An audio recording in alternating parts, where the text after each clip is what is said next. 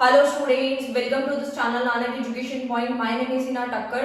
I'm class 11 का chapter number 5 जो है स्टैटिस्टिक का वो आज हम करेंगे, लेकिन उससे पहले मैं आपको दिल से थैंक यू बोलना चाहती हूँ जिन भी स्टूडेंट ने इस चैनल पे ट्रस्ट किया और इस चैनल को सब्सक्राइब करें, लाइक करें, वीडियोस को कमेंट्स करें, मुझे बहुत अच्छा लग रहा है। ऐसे ही अपना सपोर्ट दिखाते रहना, लाइक शेयर कमेंट बहुत सारे करना ताकि मैं आप लोगों के लिए बहुत सारी इंफॉर्मेटिव वीडियो बनाती रहूँ। ठीक है, तो हम लोग चैप्टर को स्टार्ट करते हैं। चैप्टर नंबर 5 है हमारा प्रेजेंटेशन ऑफ डेटा।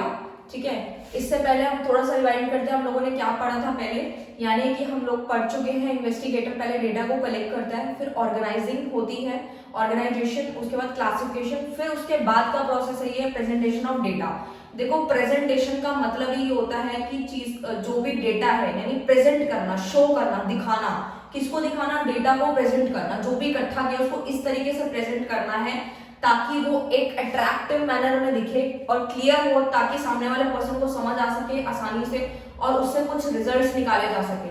वही हमारे प्रेजेंटेशन ऑफ डेटा का मतलब होता है। डिफाइन भी वही कह रही है।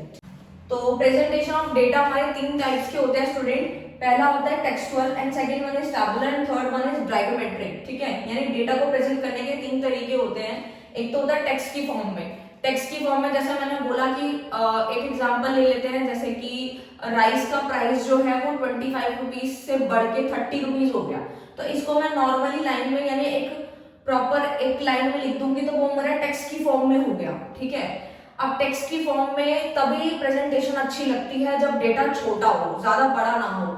जैसे आप लोग देखते होंगे कि लाइक कुछ कैटलॉग्स होती हैं, जैसे ब्यूटी प्रोडक्ट्स के देखे होंगे, लैक्मी, ऑरिफ्लेम, लाइक आपने ऐसे देखी होंगी, और भी बहुत सारी कैटलॉग्स आती है अलग अलग जो ब्रांड्स की। तो उसमें देखा होगा यानी कि हर एक चीज जो होती है बहुत अट्रैक्टिव में होती है, मतलब अट्रैक्टिव मैनर में होती है।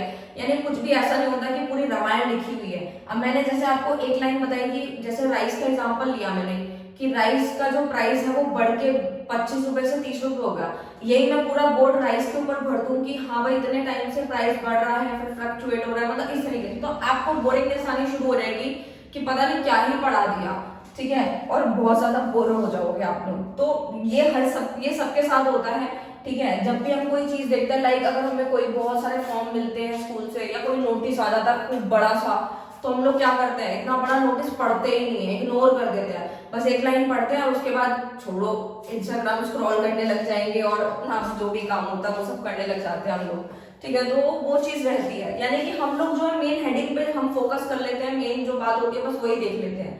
तो टेक्सचुअल के ड्रॉबैक्स यही होते हैं कि सर शॉर्ट डेटा में ही ये काम आता है, ज्यादा बड़ा डेटा नहीं होना चाहिए, नहीं तो कोई नहीं पढ़ता। ठीक है, वो ऐसे का ऐसे ही पड़ा रहता है डेटा। ठीक है, तो इससे कुछ हमारे को कंपेयर भी नहीं कर सकते इन चीजों को, ना रिजल्ट्स निकाल सकते हैं। ठीक है, क्विक डिसीजन नहीं हो सकता इससे टेक्सचुअल से। ठीक है, second one is tabular presentation होती है जो कि टेबल की फॉर्म में होती है। जैसे टेबल की फॉर्म में, जैसे माइक्रो में आप लोगों ने कितने सारे टेबल्स बनाए हैं। ठीक है, लाइक आपने जैसे बनाया था प्राइस एंड डिमांड का टेबल कि प्राइस अगर 10 रुपए है तो डिमांड 20 है, फिर प्राइस अगर कम हो गया तो हमारी डिमांड बढ़ के 30 हो गया। मतलब इस तरीके से जो आपने टेबल्स बनाए थे टेबल की फॉर्म में होते हैं ना, तो बेसिकली ना एक अट्रैक्टिव लगता है ये बहुत ज्यादा, और बहुत इजी भी होता है, सिंपल होता है। ठीक है, ये इजी है, सिंपल है, और इससे क्या चीजें होती है यानी बेसिकली कंपेरिजन हो सकता है। ठीक है, इससे हम अच्छे से रिजल्ट्स निकाल सकते हैं इजिली, ज्यादा इसमें डिटेल में जाने की जरूरत नहीं होती, इसीलिए प्रेजेंटेशन बहुत अच्छा होता है। ठीक है, और एक चीज और मैं बता दूं आप लोगों को यहाँ पर कि जो वर्टिकल लाइंस होती है, लाइक ये वाली, इसे बोलते हैं वर्टिकल लाइंस, और ये इसे हम कॉलम कहते हैं। ठीक है, कॉलम्स। और जो इस तरीके के होते हैं लाइक हॉरिजॉन्टल लाइंस जो होती है, इसको हम रोज बोलते हैं, याद रखना। ठीक है, ओके। डायग्रामेट्रिक मतलब डायग्राम के थ्रू हम अपने डेटा को प्रेजेंट कर सकते हैं। ठीक है, लाइक हिस्टोग्राम, पॉलीगन, ये सब हम नेक्स्ट चैप्टर में पढ़ेंगे। अब जल्दी से हम लोग जो है अपने ये वाला जो टैबुलर प्रेजेंटेशन पढ़ी है उसके आगे बढ़ते हैं कि टेबल के कौन कितने पार्ट्स हैं। टोटल 9 पार्ट्स हैं। पहले इसको डिस्कस करेंगे, उसके बाद हम लोग इस पे आ जाएंगे। तो जल्दी से देखते हैं।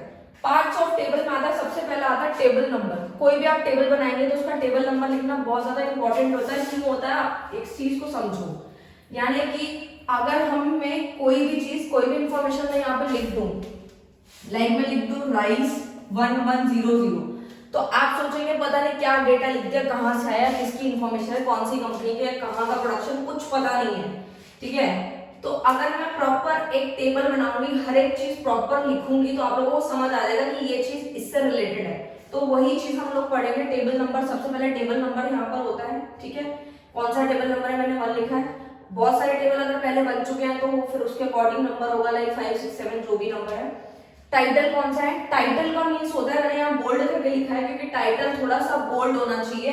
इससे क्या होता है, पढ़ने वाले की सीधा नजर जाती है टाइटल के ऊपर कि ये किसके ऊपर है। इसमें तो है production of food grain in 2019 to 20, यानी कि बेसिकली क्या है, टाइटल है। टाइटल क्लियर होना चाहिए, सिंपल होना चाहिए और छोटा होना चाहिए।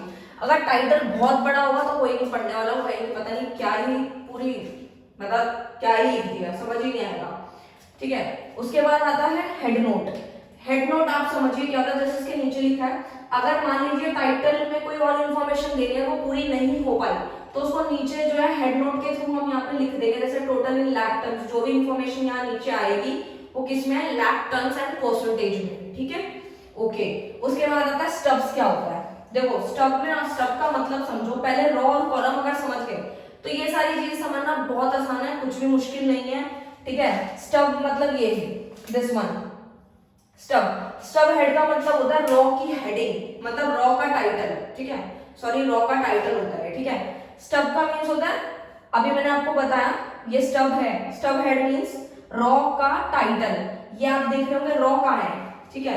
रॉ हमारी इस तरीके से होती है, ठीक है, लाइक इस तरीके से रॉस होती है, और ये जो इस तरीके से जो लाइन डली होती है वो हमारे कॉलम्स होते हैं, ठीक है। तो अगर हम रॉ की बात करेंगे यहाँ पर तो फूड ग्रेन है, ठीक है, तो वही हमारा क्या हो जाएगा, स्टब हेड हो जाएगा, ओके। उसके बाद आता है कैप्शन।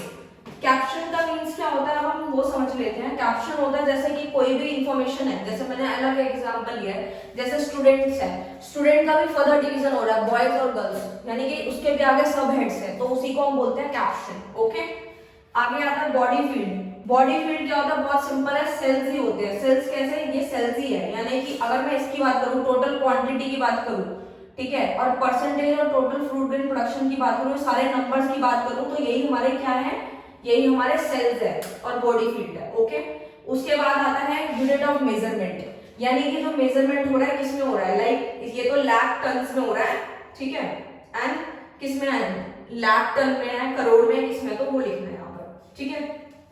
उसके बाद आता है हम लोगों का सेल्स, आप लोगों को समझा दिया। एक चीज और समझ लीजिए, कॉलम हेडिंग क्या होता है, आप लोगों को अभी बताया कॉलम्स क्या होता है, लाइक जो इस तरीके की जो लाइंस होती हैं वो हमारे क्या होती है, कॉलम्स होती है। आप खुद देखिए यहाँ पर, यानी कि ये percentage of total food grain production, ठीक है, ये और ये प्रोडक्शन, ठीक है, ये सारी चीजें क्या है, हमारे कॉलम की हेडिंग्स हैं, ठीक है ना, कॉलम की हेडिंग्स है, और ये रोज की बता दिया मैंने आपको। उसके बाद आता है फुटनोट। क्या होता है, फुटनोट होता है जैसे कोई भी इस टेबल को लेके और कोई इंफॉर्मेशन देना चाहते हैं, यानी कुछ और इंफॉर्मेशन एक्सप्लेन करनी थी जो टेबल में नहीं करी, लाइक कुछ भी हो सकती है वो, तो इन्होंने यहाँ पे एक्सप्लेन किया इन अदर। इन अदर्स मतलब ये है कि राइस था, व्हीट था, फूड ग्रेन में 3 थे, लाइक राइस, व्हीट, अदर्स था, तो ये अदर्स को यहाँ बता रहे हैं कि जो अदर्स वाली जो है उसका मतलब है all remaining food grain are included, कि जितने भी रिमेनिंग रह गए वो अदर्स में आ जाएंगे, ठीक है।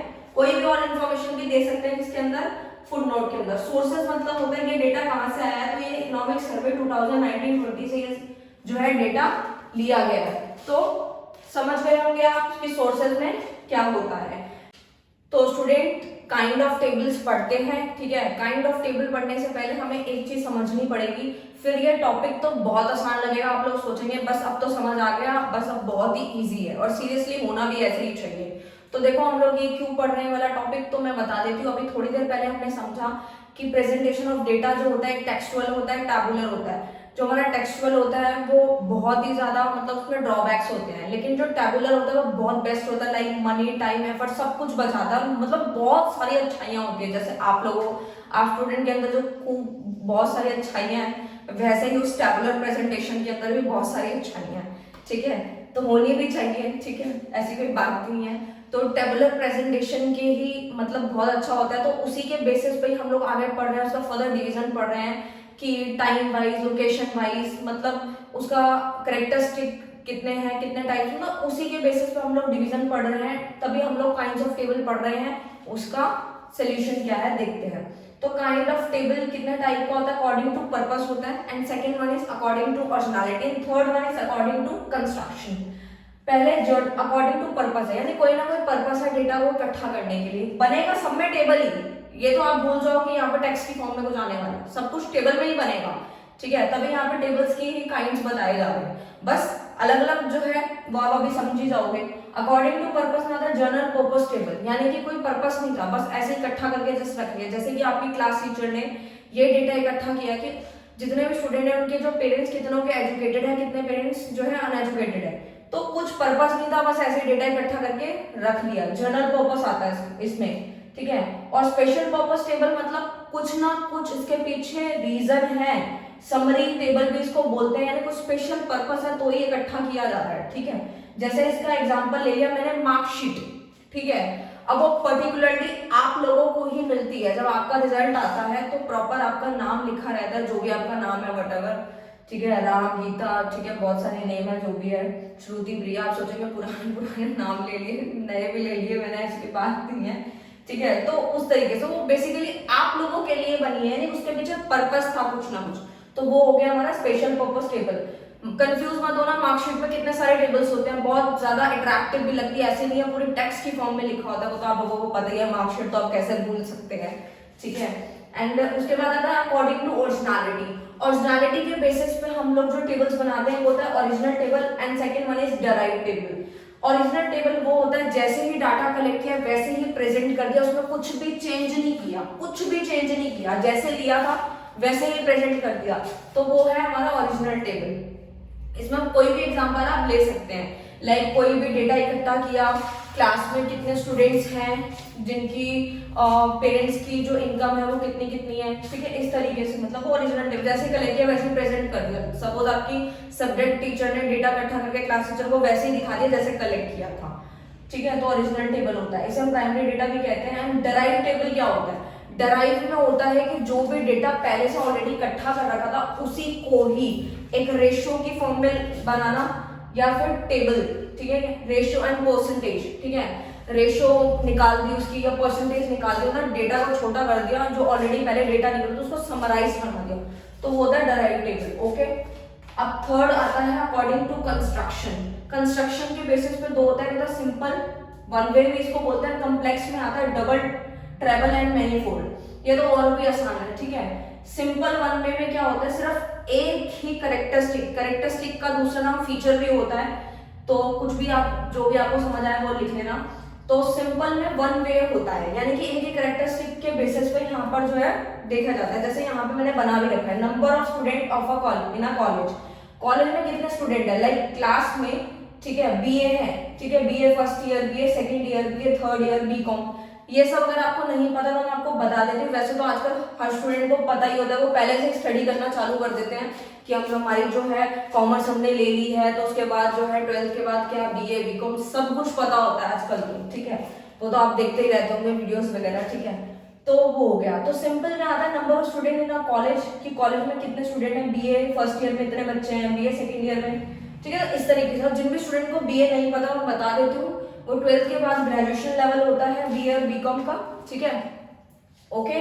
तो ये सिर्फ और सिर्फ एक फीचर के बारे में जब बताए तो होता है सिंपल, उसे वन वे भी हम कहते हैं, ठीक है।